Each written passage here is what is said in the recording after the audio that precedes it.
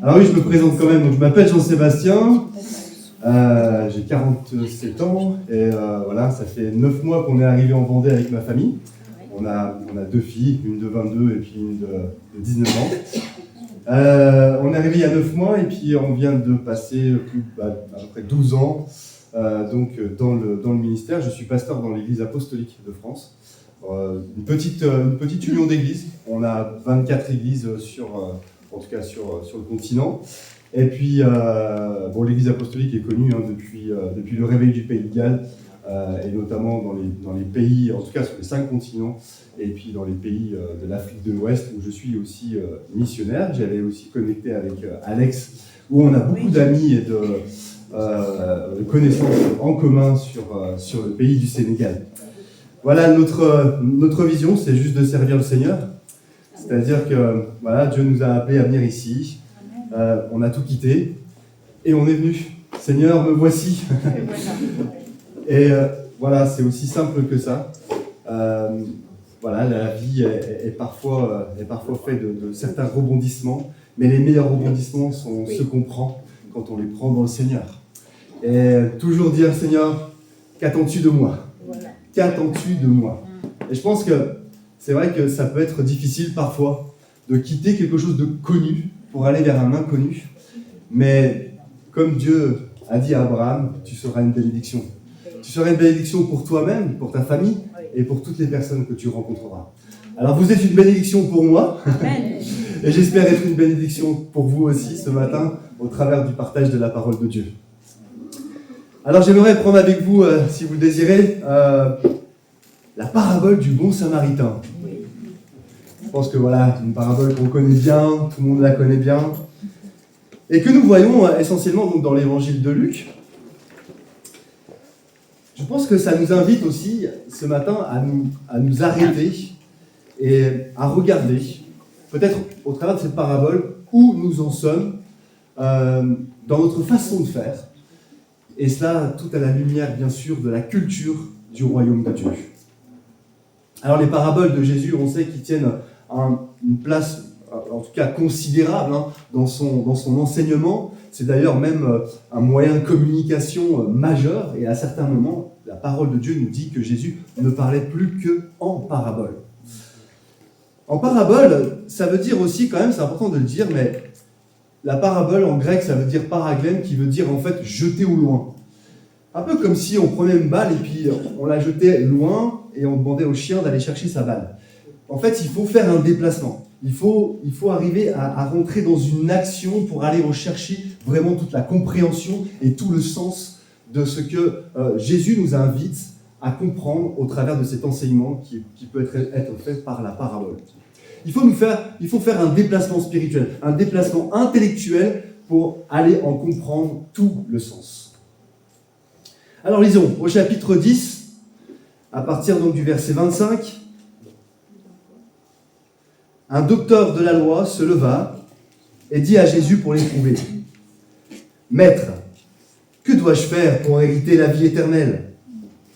Jésus lui dit : « Qu'est-il écrit dans la loi ? Qui lis-tu » Il répondit : « Tu aimeras le Seigneur ton Dieu de tout ton cœur, de toute ton âme, de toute ta force et de toute ta pensée, et ton prochain comme toi-même. » Verset 28. « Tu as bien répondu, lui dit Jésus, fais cela et tu vivras. » Que faire ? Comment dois-je me comporter ? Quelle est un peu donc la norme de ma ligne de conduite que je dois tenir ? Avec cette question de qu'est-ce que je dois faire ? Jésus répond : qu'est-ce qui est écrit ? Qu'est-ce qui est écrit dans la loi ? Qu'est-ce qui est écrit dans la Torah ? Jésus va le renvoyer à l'Ancien Testament et cet homme va citer magnifiquement les Écritures. Et dans ce contexte où l'homme qui donc donne une réponse satisfaisante à Jésus, on pourrait s'arrêter là. Jésus qui dit : tu as bien répondu, fais ceci et tu vivras, tu auras la vie éternelle. Et on pourrait revoir l'homme repartir tout content. Merci Jésus, mais ça ne s'arrête pas là. Puisque cet homme va donc poser une question à Jésus. C'est dans la suite de cette scène. où il va lui dire « Qui est mon prochain ?» Il veut aller plus loin. Avec qui il faut que je me montre miséricordieux?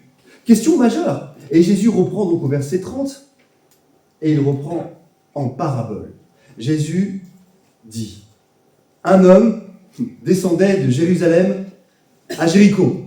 Alors, je fais une petite parenthèse, de qui parle-t-on? On parle d'un homme, on ne connaît pas son identité, sur qui donc la parabole va se focaliser. D'ailleurs, c'est important de le dire, mais une parabole est très très très très souvent anonyme. On identifie, alors il y a la parabole de l'homme riche et Lazare, où on a vraiment une identité qui est donnée. Mais très souvent, on désigne un homme, une femme, par sa fonction. Un semeur sorti semer, un lévite, un prêtre, vous voyez, c'est très souvent anonyme. Alors je continue, il tomba au milieu des brigands qui le dépouillèrent, le chargèrent de coups et s'en allèrent, le laissant à demi-mort. Un sacrificateur qui, par hasard, descendait par le même chemin, ayant vu cet homme, passa outre. Je m'arrête à cette première scène. Nous avons là un homme qui est donc à demi-mort. Et le mot est fort. Le mot est fort. Il y a eu de la violence. Et on voit au verset 31, là, où on se trouve un peu dans un face-à-face entre un homme qui a subi une violence indue et cet homme qui est décrit dans son aspect religieux. Un prêtre vint à descendre par là, par ce chemin-là. Alors le prêtre, il descend donc de Jérusalem. Il est sur cette route de Jéricho, il descend de Jérusalem. Il a sûrement été faire son pèlerinage. Donc au Mont Sion, il a été, et c'est comme ça qu'on décrit le pèlerinage dans la tradition juive, c'est-à-dire que je vais à la rencontre de la face de Dieu et je me laisse regarder par Dieu. C'est de cette manière-là qu'on va faire le pèlerinage. On va voir Dieu, la face de Dieu, et on se laisse regarder par Dieu. Il vient donc d'accomplir le premier commandement. Tu aimeras ton Dieu de tout ton cœur, de toute ta force, de toute ta pensée, de toute ton âme. Il a été accomplir ce premier commandement. Et pourtant, quand il va voir cet homme qui a été roué de coups, cet homme qui est comme laissé à demi-mort, il va passer outre. Donc, il voit Dieu, il se laisse regarder par Dieu, mais il ne voit pas son prochain. Et Jésus nous fait réfléchir sur la question de cette rupture qui se fait trop souvent entendre dans le cœur de l'homme. J'honore Dieu, j'aime Dieu, mais cela n'a pas d'impact sur ma façon dont je vais me comporter, dont je vais aimer mon prochain. Et on voit bien que Jésus, ici, il trouve une faille dans le cœur de ce prêtre. Mais c'est, je crois, aussi une faille que nous trouvons trop souvent dans nos propres cœurs. Dans mon propre cœur, en tout cas, j'ai cette faille. Verset 32. Un lévite qui arriva aussi dans ce lieu, l'ayant vu, passa outre. Pareillement, un lévite qui est aussi, là encore, défini par son statut religieux. Donc, on a deux personnages qui sont ici décrits et qui appartiennent au sacerdoce. Il y a une duplication de la situation, ce qui va nous amener dans la réflexion que c'est une attitude que nous pouvons que trop souvent retrouver. Le fait que ce soit deux fois répété, ce n'est pas que Jésus bégaye, hein. Cela nous montre que c'est presque comme une habitude dans le cœur de l'homme, et ici tout particulièrement dans le cœur de l'homme qui aime Dieu.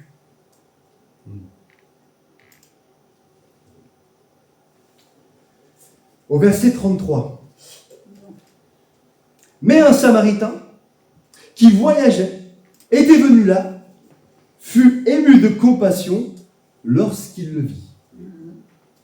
Alors ce troisième personnage qui nous est présenté donc comme un Samaritain, alors il faut dire les paraboles jouent souvent sur un effet de contraste, entre guillemets. Le Samaritain, il faut dire que c'est l'ennemi public numéro 1 du Juif, hein. Et puis, il n'a pas son lieu de culte au Mont Sion à Jérusalem. Lui, il est sur le mont Garizim, en Samarie. il y a vraiment ce contraste qui est là. Et quand j'ai relu cette parabole, quelque chose m'a encore interpellé, mais première question que je me suis posée, mais qu'est-ce qu'il faisait là, ce Samaritain? Il n'a rien à faire là. Son lieu de culte, c'est pas ici. Et quand bien même il aurait été à Jérusalem et qu'il redescendait, il n'a pas à passer par Jéricho. Sa route, c'est la route de Ramallah. Alors, je ne sais pas s'il y en a qui sont été à Israël, mais géographiquement, c'est la route de Ramallah qui peut l'emmener donc en Samarie, mais il n'a rien à faire ici. Et nous avons donc un vrai contraste, ici aussi, entre celui qui aurait dû faire la charité, celui qui aurait dû manifester de l'amour envers son prochain, et celui qui aurait sans doute pas, en tout cas, pas se sentir concerné par cette situation. Et pourtant, la parole nous dit qu'il fut ému de compassion. Ému de compassion. On ne peut pas faire mieux comme contraste. Vous savez, c'est un peu comme le bon et la brute du Far West. Ok ? C'est le bon qui passe outre et la brute qui vient en aide. Ce qui nous permet donc de considérer que l'amour, la charité, elle doit toucher le cœur de tout le monde et au-delà de notre statut. L'amour dépend plus de celui qui l'a fait, celui qui la manifeste, que celui qui va la recevoir. Et vous vous rappelez de cette première question ? Qui doit recevoir ma charité ? Le docteur de la loi, ce docteur de la loi va poser cette question. Qui doit recevoir ma charité ? Et Jésus est petit à petit en train de nous faire comprendre que ce n'est pas une question de qui doit recevoir, mais de qui doit la donner, qui doit la manifester. Il est en train de nous amener dans un ailleurs, la définition même de la parabole. Et ce Samaritain qui fut pris de pitié, ému de compassion, et les mots sont vraiment forts, vous savez, en grec, ému de compassion, ça veut dire avoir les entrailles retournées, bouleversées. Ça doit faire mal au ventre d'être ému de compassion, à l'image de Jésus. Les entrailles bouleversées. C'est vraiment, je dirais presque la signification de la manifestation de l'amour quand nous nous sentons concernés. Ce Samaritain a les entrailles bouleversées. Et il va faire des gestes de soin, verset 34. Il s'approcha, il banda ses plaies en y versant de l'huile et du vin. Puis il le mit sur sa propre monture, le conduisit à une hôtellerie et prit soin de lui. Tous ces gestes ici qui sont faits les uns après les autres prennent un éclat considérable parce qu'il ne dit pas seulement il va s'approcher de lui et point final, non. On le voit faire. Il s'approche, bande ses plaies, verse de l'huile, du vin. Il le prend sur sa propre monture. Il le conduit à l'hôtellerie pour qu'on puisse en prendre soin. La multiplication des actions d'amour qui sont posées, c'est aussi d'avoir des gestes adaptés à celui qui est en face de nous. C'est pas simplement du global.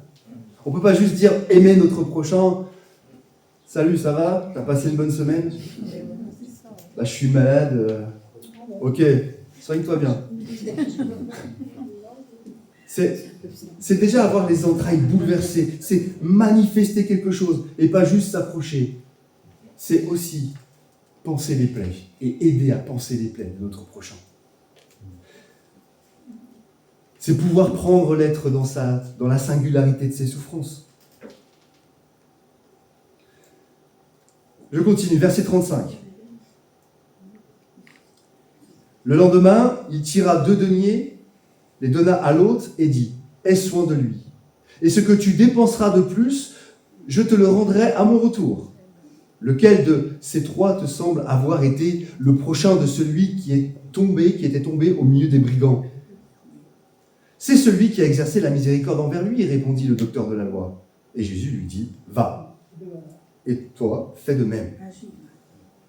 Alors quand on arrive ici, bien sûr, on a une parabole magnifique qui, sur le fond, nous donne cet enseignement moral de prendre soin de l'autre. Et ça, c'est une très bonne chose. Mais on va aussi s'apercevoir que ici, le sens de cette parabole, il n'est pas que moral.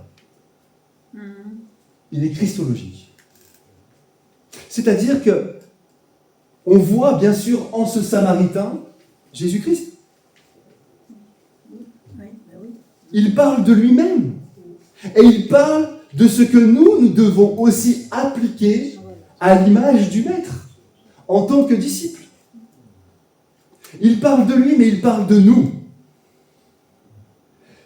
Et si on fait maintenant cette lecture christologique, il est donc Jésus, cet étranger qui vient de loin. Il était assis à la droite de son Père, mais il est venu. Il n'avait rien à faire ici, quelque part. Mais il est venu pour manifester des gestes d'amour, pour le salut de l'humanité, envers nous. Comme ce Samaritain qui n'avait rien à faire là, sur cette route. Jésus qui va s'approcher aussi de l'humanité. Cet homme, c'est la représentation de l'humanité qui a été rouée de coups. Cette humanité qui est blessée, qui est aussi comme laissée à demi-mort. Tous ceux que nous croisons à l'extérieur, qui est notre prochain, qui n'ont pas encore accepté le salut de Jésus-Christ, ils sont à demi-mort. Ils sont vivants parce qu'ils sont sur la terre actuellement, mais ils sont morts pour l'éternité. Ils ont été blessés, ils ont été roués de coups parfois par la vie. Que faisons-nous ?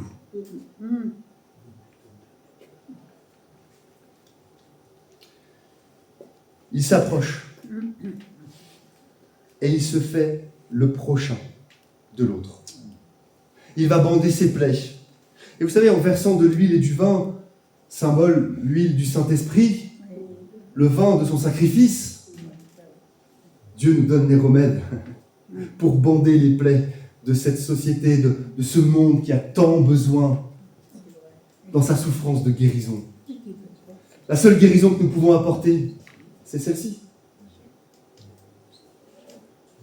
Il s'approche en donnant ce remède pour l'humanité malade et il va aussi charger l'humanité sur sa propre monture et l'amener à l'hôtellerie. Il porte l'humanité sur son dos. L'hôtellerie, l'Église, comme étant héritier de la charge qui est de prendre soin de cette humanité. L'Église, elle est sur la terre pour prendre soin aussi de cette humanité malade. Cette humanité qui a été rouée de coups. On est là pour accueillir. Et il va dire au gérant de l'hôtellerie de prendre soin de lui jusqu'à son retour. Il nous demande à nous aussi de prendre soin de l'humanité jusqu'à son retour. Jusqu'au jour où il reviendra nous chercher. Amen. Amen. Nous sommes donc chargés, tous, sans exception, de poursuivre cette œuvre du Maître, de poursuivre en tant que disciples la mission de Jésus, celle qui nous a laissé le grand ordre de mission. Allez, faites de toutes les nations des disciples. Baptisez-les, guérissez-les, apportez le salut à l'humanité. Mais comment rentrer, c'est vrai, dans le mystère du Christ qui prend soin de cette humanité malade ? On peut regarder juste après, mais parce que Jésus, il va quand même aller beaucoup plus loin dans cette parabole. Il va poser une question sur sa parabole à ce docteur de la loi qui, je vous le rappelle, avait posé une question à Jésus. Mais Jésus va répondre avec une question qui va être au sens inverse de la question qui a été posée par le docteur de la loi. Il va dire « Lequel s'est montré le prochain de l'autre ?» Et donc il inverse la question du prochain, c'est-à-dire qu'il ne dit pas « Qui a vu que le prochain c'est cet homme ?» mais « Qui s'est montré le prochain de l'autre ?» Ça va? Entre les prochains et tout, on suit? Ça va? Vous êtes avec moi? En fait, la question, c'est pas de savoir qui est mon prochain.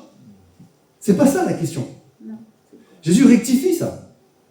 C'est de savoir comment, moi, je peux me montrer le prochain de l'autre. Amen. Comment je peux le faire? Vers qui je vais me montrer proche de l'autre, de celui qui est parfois juste à côté de moi. Ma maman, mon papa, mon frère, ma soeur, mon cousin, ma cousine, mon collègue de travail. L'idée, c'est comment mon cœur va pouvoir se faire proche de mon prochain. À l'image de Jésus qui s'est fait proche de toute l'humanité. Comment mon cœur va être attentif à la pauvreté, aux blessures, à la mort de mes semblables. Est-ce que nous avons aussi cette forme d'être, les entrailles bouleversées, être émus de compassion face à ce monde? Ou pas? Et il répond, le docteur de la loi, et il va répondre, celui qui a exercé la miséricorde envers cet homme, c'est lui le prochain. Il a compris quelque chose. Et Jésus va lui dire, ok, super, va et fais de même. Nous devons nous faire le prochain de l'humanité en prenant l'exemple de Jésus face à la souffrance de notre monde. Et si nous nous disons, moi je ne suis pas évangéliste, moi je ne suis pas fait pour ça, ou j'ai pas ce don-là, en fait ce n'est pas une question de don. C'est une vocation que Dieu a mis dans chacun de nos cœurs. C'est une mission que Dieu nous a donnée dans chacun de nos cœurs. C'est un ordre de mission auquel nous devons répondre par obéissance, simplement par obéissance. Il n'est pas question d'une vocation. Il n'est pas question d'avoir des dons particuliers pour pouvoir manifester l'amour, tel que c'est décrit ici dans cette parabole. Nous pouvons nous montrer le prochain de l'autre, qui est autour de nous, à chaque instant, à chaque moment. Savoir écouter, savoir nous approcher. Vous savez, c'est comme l'énuque éthiopien qui est là sur son char, et Philippe qui est envoyé, mais il va venir, il ne va pas dire « moi je sais tout ». Il ne va pas parler tout de suite. Il va l'accompagner sur son chemin de vie. Il va comprendre la situation et savoir là où il en est. C'est important parfois de nous taire, de tout de suite dire « Jésus, il est vivant ». Bien sûr qu'il est vivant, mais d'accompagner la personne sur son chemin de vie et de lui administrer les soins nécessaires. L'huile et le vin. Parler du sacrifice de Jésus à nos familles, à nos amis. Et bien sûr de les conduire à l'hôtellerie, c'est ce que Jésus nous demande. Oui. De les porter parfois sur notre propre monture, parce qu'ils ont peut-être peur, ils ne peuvent pas, les porter et les amener ici, dans l'église, l'épouse de Christ. Et c'est là notre vocation à tous. Amen. On ne peut donc aimer Dieu, et ça c'est un point central de cette parabole. On ne peut donc aimer Dieu sans aimer notre prochain. On ne peut pas aller à Sion, on ne peut pas aller à l'église, aller adorer Dieu, se laisser montrer par Dieu, rencontrer Dieu et repartir de Sion et de passer outre. Peut-être juste à l'extérieur et de passer outre notre chemin de celui qui est dans la souffrance. Parfois, moi-même j'ai peur. J'ai peur de m'approcher. J'ai peur de la réaction de l'autre. Et je me conduis aussi parfois comme un religieux qui aime Dieu, ça c'est sûr, mais qui ignore son prochain. Qui ignore peut-être la pauvreté de l'homme. Et je prie vraiment que Dieu enlève de moi toute forme de religiosité qui m'empêcherait d'être justement le prochain de l'autre, lui montrant la voie du salut. Il s'agit de vie ou de mort. Ce n'est quand même pas rien. Ils sont là à demi-mort. Je prie pour ça. Je prie de ne pas être ce religieux qui passe au chemin et qui passe outre la mission que Dieu me confie. Mais au-delà de la mission, eh bien de la compassion. d'être dans la compassion de cette humanité qui souffre. On peut se sentir aussi parfois inapte ou incapable à servir Dieu. On peut dire un peu comme Moïse quand Dieu l'appelle à aller sortir son peuple d'Égypte. Qui suis-je moi pour faire cela? Mais Dieu dit, je serai avec toi. Et je crois que c'est peut-être l'essentiel que nous devons retenir. Dieu est avec nous. Amen. Qui sera contre nous? Dieu est avec nous pour montrer la voie du salut. Dieu est avec nous par son Saint-Esprit pour convaincre. Dieu est avec nous. Alléluia. Ne manquons pas d'occasion de pouvoir manifester l'amour. L'amour tel que nous l'avons reçu, c'est le fondement de tout, l'amour. C'est le fondement de tout. Dieu est amour. Et il nous a donné cet amour qui nous a changés, n'est-ce pas? Enfin, en tout cas, moi, j'ai reçu l'amour du Christ, et cet amour m'a changé, complètement changé. Est-ce que je dois juste la garder égoïstement pour moi? Ou est-ce que je dois la partager? Alléluia! Alléluia. À Dieu seul soit toute la gloire, n'est-ce pas? Amen. Amen. Je m'arrête là et juste bénir l'Église un instant pour nous terminer. Seigneur notre Dieu, je te rends grâce. Merci pour ta parole.